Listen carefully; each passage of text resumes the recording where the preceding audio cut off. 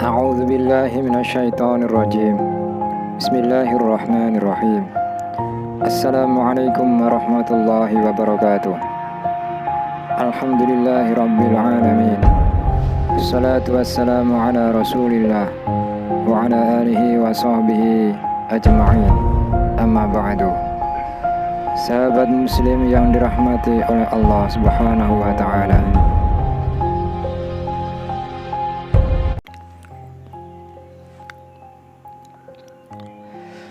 Di antara tokoh sufi yang terkenal, dia adalah Mansur bin Ammar. Beliau tinggal di daerah Marwa, yaitu wilayah Basrah. Suatu ketika, beliau hendak melaksanakan ibadah haji. Akan tetapi, beliau singgah dulu di Kufah untuk beberapa hari. Suatu malam, ia keluar dari penginapannya dan berjalan menyusuri jalanan yang gelap. Tiba-tiba dari suatu rumah ia mendengar suara seseorang yang sedang bermunajat atau berdoa. Ya Rabbi, demi keagungan dan kebesaran-Mu, sungguh aku berbuat maksiat itu, bukanlah aku maksudkan untuk menentang-Mu. Dan juga bukan karena kebodohanku akan hukum-hukum syariat-Mu.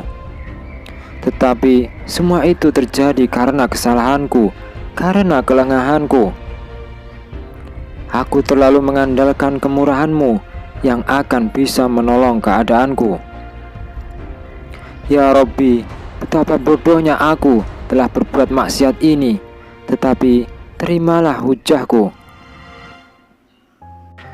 Karena jika tidak, kesedihan yang panjang akan selalu menyiksaku. Ibnu Ammar menunggu beberapa saat lamanya, tetapi tidak terdengar lagi lanjutan munajat itu. Seketika itu, ia lalu membaca cukup keras salah satu ayat Al-Quran yang sekiranya sampai didengar orang yang bermunajat tersebut. Ya ayyuhalladzina amanu qu anfusakum wa ahlikum nara waquduhan nas wal hijarah 'alaiha malaikatun ghiladun shidadun la ya'sunallaha ma amarahum wa yaf'aluna ma yu'marun. Hai orang-orang yang beriman, peliharalah dirimu dan keluargamu dari api neraka yang bahan bakarnya adalah manusia dan batu. Penjaganya adalah malaikat-malaikat yang kasar dan keras. Dia tidak mendurhakai Allah terhadap apa yang diperintahkannya kepada mereka dan selalu mengerjakan apa yang diperintahkan Allah kepada mereka. Setelah membaca ayat tersebut, Ibnu Ammar mendengar suatu jeritan keras serta seruan yang menggetarkan. Tetapi setelah itu ia tidak mendengar suara apapun. Karena itu ia berlalu pergi dan kembali ke penginapannya. Keesokan harinya, Mansur bin Ammar kembali melewati rumah itu dan ia mendengar suara ratap tangis seorang wanita di dalamnya. Beberapa orang tampak datang melayat atau bertakziah karena ada yang meninggal di dalam rumah tersebut. Ia mendengar beberapa percakapan dan wanita yang sedang menangis itu berkata, sesungguhnya putraku ini sedang sholat tahajud atau qiyamul lail tadi malam.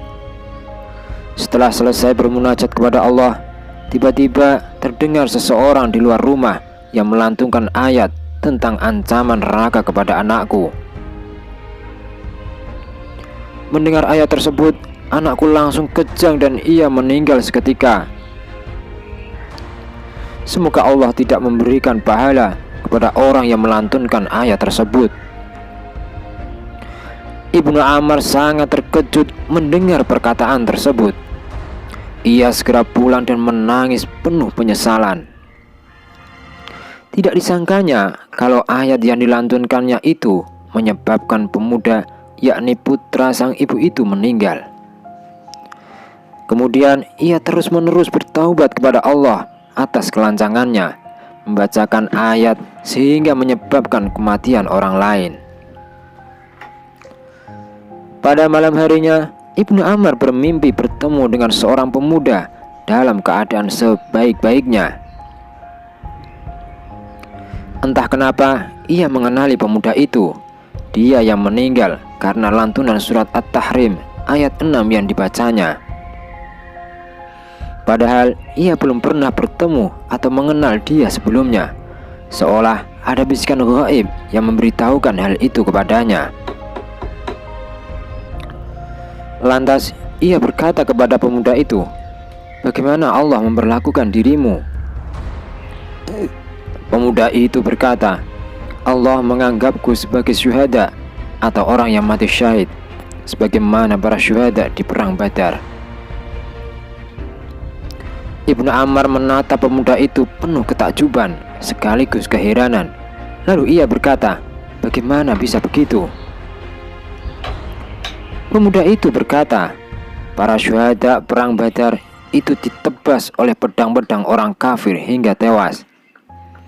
Sedangkan aku tewas ditebas oleh pedang Allah yang Maha Pengampun." Segera setelah itu Mansur bin Ammar terbangun. Ia tidak bersedih lagi. Ia justru bahagia karena telah menjadi jalan bagi pemuda itu yang memperoleh derajat syahid di sisi Allah.